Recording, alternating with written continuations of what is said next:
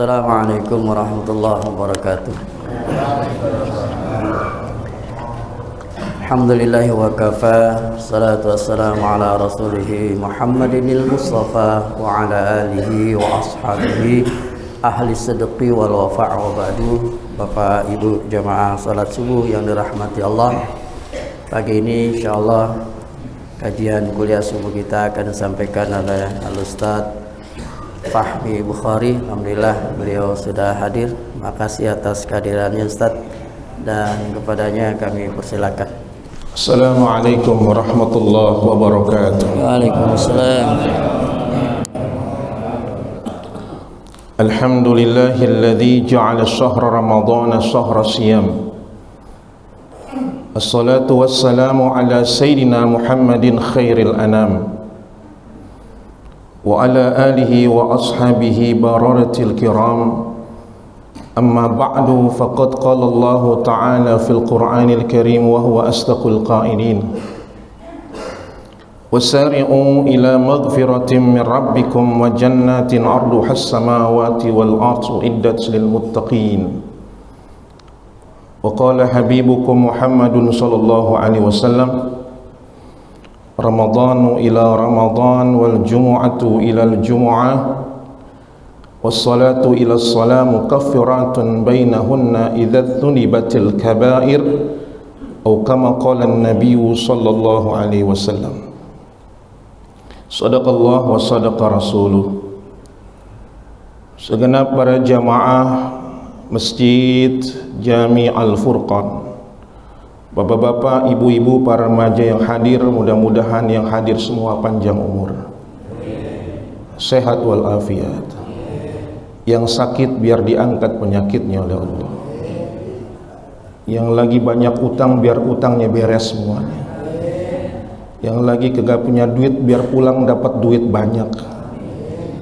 Yang belum berangkat ke tanah suci biar berangkat ke tanah suci. Amin ya rabbal. Saudara sekalian, kita beruntung pada pagi hari ini kita masih berada di bulan Ramadan. Ramadan ini adalah bulan yang ditunggu-tunggu oleh orang-orang yang berharap ampunan dan rahmat dari Allah Subhanahu wa taala. Bahwa bulan Ramadan ini adalah bulan yang kita tidak ragukan dia mulia di hadapan Allah dan di hadapan Rasulnya. Tanda mulianya Ramadan itu, Allah manjakan umat Nabi Muhammad, amalan yang wajibnya dibayar 70 kali lipat, amalan yang sunnahnya dibayar pahala wajib. Bahkan Allah kasih kepada umat Nabi Muhammad satu malam, nilainya bukan sama, akan tapi khairun, lebih baik daripada mengerjakan 83 tahun. Siapa yang melakukan solat malam pada malam hari itu, maka pahala solat malamnya lebih baik daripada melakukan solat malam 83 tahun.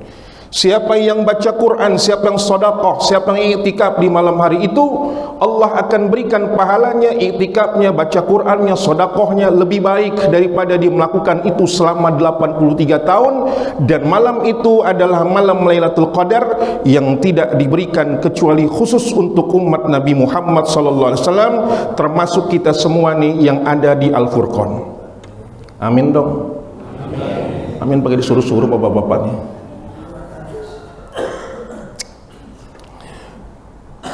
Akan tapi pertanyaannya saudara, Ramadan yang sudah puluhan tahun kita masuk, Ramadan yang puluhan bulan kali sudah kita jalanin puasanya, pertanyaannya apakah Ramadan semakin bertambah tahun, semakin berganti tahun, apakah Ramadan itu bisa membentuk kita menjadi hamba-hamba Allah yang berkualitas takwanya?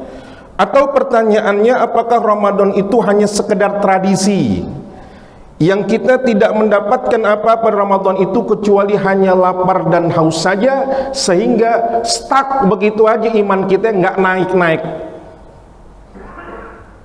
Maka pertanyaannya, gimana Ustadz supaya kita ini Ramadan bertambah, Ramadan berganti, kita makin bertakwa pada Allah? Mudah-mudahan saya bisa bahas tidak lebih dari 15 menit. Insya Allah. Apa yang pertama? Yang pertama saudara, sabiqu bil khairat. Orang tuh kalau mau ningkatin ketakwaannya bulan Ramadan, dia harus berlomba-lomba dalam kebaikan. Kenapa demikian? Karena memang Ramadan ini tempatnya untuk kita berbuat baik. Di dalam hadis Rasul katakan kalau Ramadan datang tuh ada yang menyeru, ya bagiyal khair aqbil wa ya bagiyal akhshir. Orang-orang pencari kebaikan datanglah. Orang-orang pencari keburukan berhenti. Kenapa? Ini bukan tempatnya kamu melakukan pelacuran, bukan tempatnya kamu mabuk-mabukan, bukan tempatnya kamu bermaksiat, bukan tempatnya. Ya bagiyal khair aqbil. Orang-orang yang suka berbuat baik hari ini datang. Kenapa? Ini tempatnya untuk berbuat baik. Karena itu saudara sekalian, kita mesti paksain. Buat baik itu memang harus dipaksain. Kalau nggak dipaksain ya nggak jadi-jadi. Apa Ustadz yang harus dijalanin? Paling tidak sering kita dengar nih, tapi dalam pembahasan ini saya mau bahas spesifik. Paling tidak ada 7 sunnah Rasul yang jangan kita tinggalkan setiap hari. Yang pertama, Nabi Muhammad SAW tidak pernah meninggalkan sholat malam setiap hari. Yang kedua, Nabi Muhammad tidak pernah meninggalkan sholat berjamaah di masjid setiap hari. Yang ketiga, Nabi Muhammad tidak pernah meninggalkan baca Al-Quran setiap hari.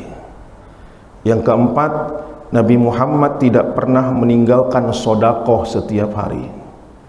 Yang kelima, Nabi Muhammad tidak pernah meninggalkan istighfar, sholat sunnah duha setiap hari. Yang keenam, Nabi Muhammad tidak pernah meninggalkan istighfar setiap hari. Yang ketujuh, Nabi Muhammad kalau batal wuduknya, dia wuduk lagi. Ini 7 sunnah Rasul. Saya mau nanya bapak-bapak, ibu-ibu, udah jalanin apa belum? Pak, ditanya diem aja, ke orang bikin orang kesel aja. Udah jalanin belum? Yang pertama, jangan tinggalkan sholat malam setiap hari. Saudara, tidak ada sholat sunnah yang dianjurkan, diperintahkan dalam Al-Quran. Tidak ada sholat sunnah yang diperintahkan, dianjurkan dalam Al-Quran kecuali hanya sholat malam saja. Oh Ustadz, ada tuh sholat sunnah duha? Nggak ada. Duha tuh cuma waktunya doang disebut. Wadduha. Sholatnya mah nggak disebutin. Tidak ada sholat yang disebutkan secara spesifik dalam Al-Quran untuk sholat sunnah kecuali sholat malam. Wa minal laili fatahajjat bihi nafilatan lak asa an yab'athaka rabbuka maqaman mahmuda. Dan dari sebagian malam itu kau tahajud, pakai fiilnya fil amr, fatahajjat bihi, kau tahajud, bangun malam, nafilatan lak, itu sebagai tambahan buat kamu. Asa ayyab'atsaka rabbuka maqaman mahmuda, mudah-mudahan Allah akan bangkitkan kamu di Tuhanmu akan membangkitkan kamu di maqam yang terpuji. Saya baca dalam tafsir yang dimaksud dengan maqaman mahmuda, maqam yang terpuji itu orang yang sholat malam akan dimasukkan surga Allah Subhanahu wa ta'ala. Di dalam hadis yang lain nanti Rasul katakan nanti orang-orang sholat malam dipanggil, aina tatajafa junubuhum anil madaji, mana dulu orang yang suka menjauhkan lambung mereka dari tempat tidur mereka, mana orangnya? Ada, wahum qalilun, akan tapi jumlah mereka sedikit. Orang yang suka menjauhkan lambung mereka dari tempat tidur mereka, artinya suka sholat malam, besok akan dipanggil oleh Allah masuk ke dalam surganya Allah Subhanahu wa ta'ala. Saya waktu kuliah pernah dengar cerita saksi orang yang mandiin mayit di rumah sakit Islam. Waktu kita lagi jadi mahasiswa nih ceritain, nih yang ngomong nih yang mandiin mayit, dulu pernah ada namanya Bapak Zakaria, orang Tanjung Priuk. Ini Bapak Zakaria, beliau sakit, dibawa ke rumah sakit, dari ruang IGD dimasukkan ke dalam ruang tempat perawatan. Dari ruang IGD menuju perawatan, di perjalanan menuju tempat perawatan tuh, dari IGD menuju tempat perawatan, tiba-tiba dia panggil istrinya, "Ibu, kemari, yang jemput saya sudah datang." Gak lama dia ngomong begitu, dia ngomong, "La ilaha illallah." Habis saudara, meninggal dunia. Siapa yang gak mau mati begitu? Betul gak Pak? Kenapa? Rasul udah janji tuh, "Man qala fi akhiri kalami la ilaha illallah dakhalal jannah." Siapa orang yang bisa berkata pada akhir kalimat hidupnya la ilaha illallah, dia pasti masuk surga. Dijamin sama Rasulullah. Sebab apa? Sebab susah Pak. Orang biar kata tahlilnya kenceng, tiap ada tahlilan kenceng, la ilaha illallah, la ilaha illallah. Besok waktu mati belum tentu bisa ngomong. Kenapa? Orang tuh kalau mau mati kelu, dikunci. Andai kata orang bisa ngomong, waktu dia mau sakaratul maut, pasti yang dia katakan, "Aduh sakit." Kenapa? Sakaratul maut sakit. Orang gak bisa ngomong itu. Ketika orang ditalkinin la ilaha illallah, dia cuma ngomong makanya orang susah dikunci lidahnya. Yang bisa ngomong itu cuman yang dapat rahmat dari Allah. Ini orang gampang banget ngomong la ilaha illallah, meninggal dia. Terus istrinya ditanya sama tukang mandiin mayit, "Bu, saya mau nanya ini amalan si bapak dulu waktu masih hidup apaan?" Dijawab, "Setahu saya Ustadz amalannya di 3. 1, selama hidup saya bersama dengan beliau tidak pernah mencela. Kalau saya masak, tidak pernah mencela makanan saya. Andai kata makanannya kurang garam, nggak dibilang hambar banget nih sayur. Andai makanannya kebanyakan garam, nggak diomongin kayak orang sini, mau kawin lagi lo begitu." Ada nggak yang ngomong begitu tuh? Bu, Anda kan suami begitu modelnya. Ulangin aja Bu, ke orang tua Bu. Enggak nih, nggak ngomong begitu. Dimakan aja, senang dimakan, nggak senang dimakan.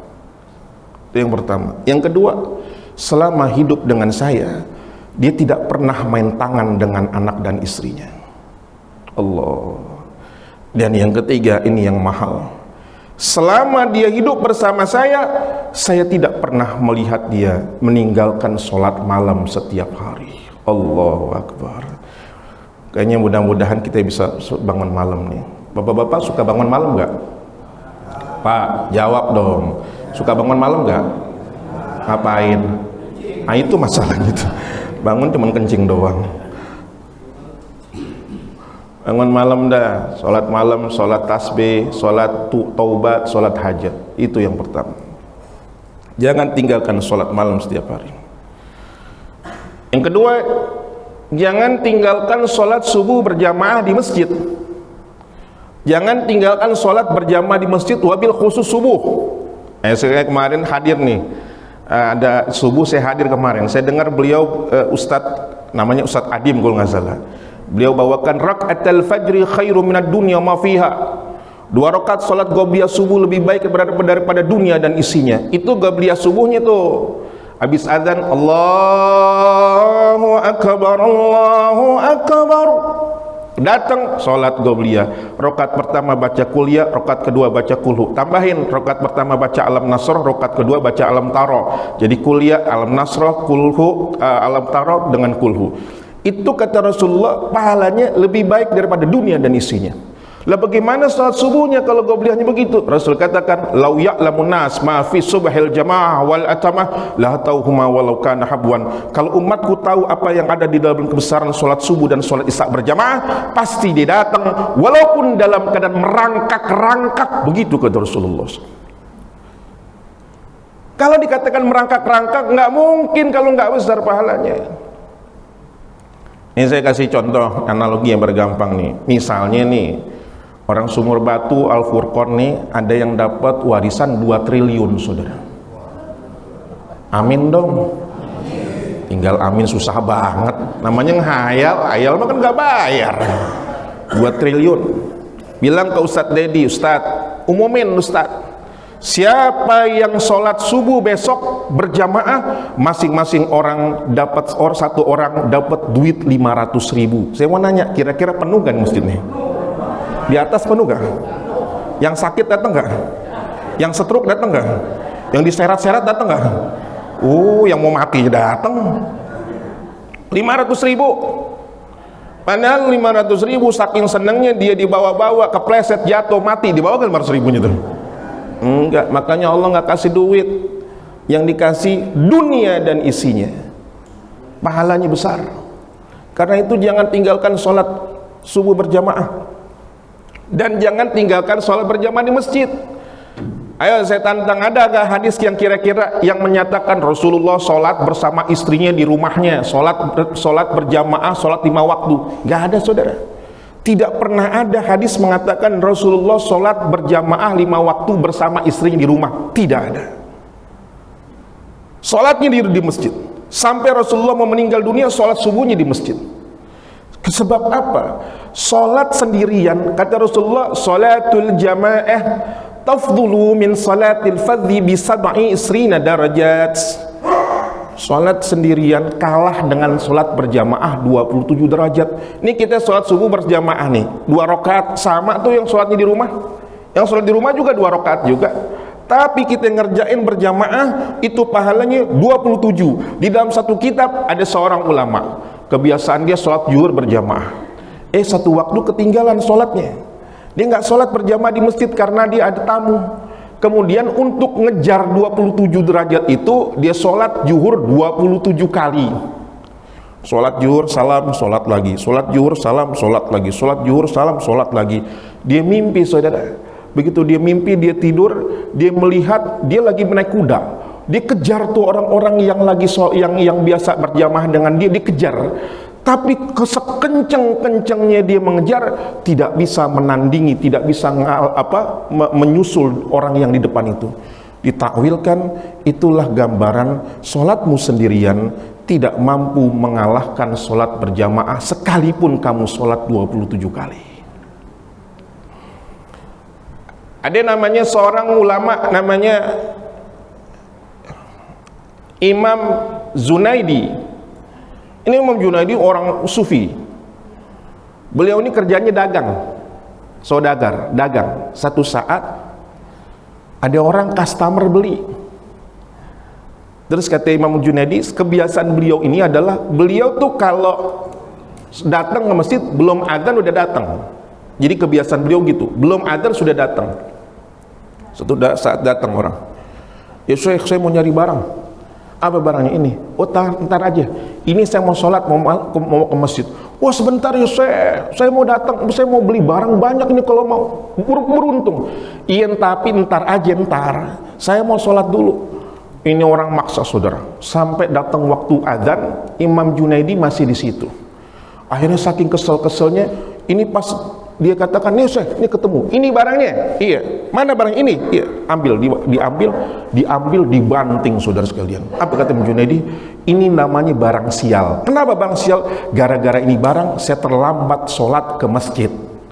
Itu cuman gara-gara terlambat karena sudah adzan. Kira-kira ada gak tukang gado-gado lagi ngulek nih, saudara? Terus kemudian adzan berkumandang, dia kesel, ditebalikin tuh cobeknya, ada gak kira-kira, saudara? Gak ada, lanjut aja. Kadang-kadang mandiin motor lanjut aja. Betul gak? Jangan, saudara.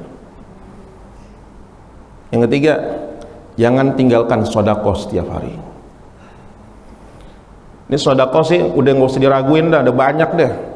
Bahkan orang yang mati kalau dibangkitin lagi, di dalam Al-Quran diabadikan, ya Rabbana laula akhartani ila ajalin qarib fa asaddaqa wa akum minas salihin. Wahai Tuhan, andaikan aku punya umur, aku punya mati, dientar-entarin dulu. Apa yang dia mau lakukan? La asaddaqa, saya akan sedekah. Dia nggak katakan dia mau sholat, dia katakan nggak mau puasa, bukan. Yang dia katakan, saya akan bersedekah. Kenapa?